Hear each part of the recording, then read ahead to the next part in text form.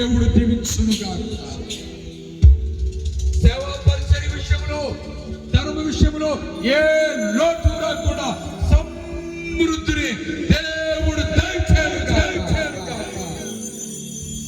ప్రయాణమై వెళ్తా ఉంటుండగా వాహనము చుట్టూ దేవుడు కాపుదల, డ్రైవింగ్ అంతట్లో దేవుడు కాపుదల. ప్రభువా నీ స్తోత్రాలు.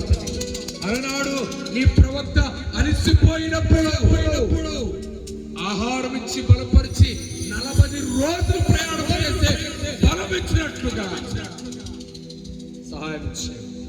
మరొకసారి నీ సేవకురాలను మీరు అభిషేకించండి.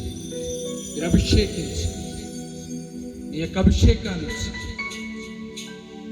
సమస్తమును కూడా నూతన సృష్టిగా, నూతన బలముగా, నూతన ఆరోగ్యముగా, శరీరములో ఉన్న బలహీనత యేసు నామములో